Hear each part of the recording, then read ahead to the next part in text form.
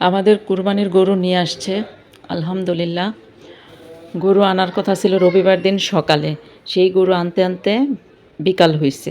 গরু আনার আধা ঘন্টার মধ্যেই এমন ঝড় তুফান শুরু হয়েছে যা গেল সেই দিন।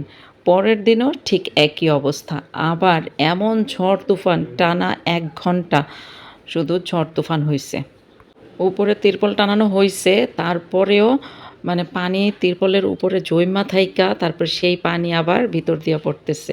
আজকে তুফানের সময় অনেক বড় বড় বজ্রপাত হয়েছে, আর এত আওয়াজ হয়েছে যে গরুও ভয় পাইছে। মানে গরুটা এমন করতেছে মনে হইতেছে যেন রশি ছিঁড়া সে জানি কোন দিক দিয়ে দৌড় দেয়, আর দৌড় দিলে তো ছাদের বাউন্ডারি থেকে নাকি নিচে পড়ে, এই জন্য খুব ভয় পেতেছিলাম। আমাদের গরু ছাদে থাকে তো সব সময়, তো এটাকে অনেক ভয় পাইছিলাম। ওই তুফানের সময় আমিও ছাদে ছিলাম। তারপর বলতেছে যে এটা এমন করতেছে রশি টসি ছিঁড়া তো লাভ দিব।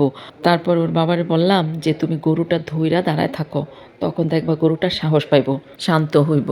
তারপরে সত্যি সত্যি সে গরুটা ধইরা দাঁড়াইছিল যতক্ষণ বৃষ্টি হয়েছে ততক্ষণ। আর যতক্ষণ বৃষ্টি হয়েছে ততক্ষণই কিন্তু আবার বজ্রপাতও হয়েছে, আবার অনেক বাতাসও ছিল। ততক্ষণই ধইরা দাঁড়াইছিল, তখন কিন্তু গরুটা ঠিকই শান্ত হইয়াছিল, আর লাফালাফি করে নাই, দৌড়াদৌড়ি করে নাই। ঘড়ি ধরে 1 ঘন্টা এরকম তুফান হয়েছে।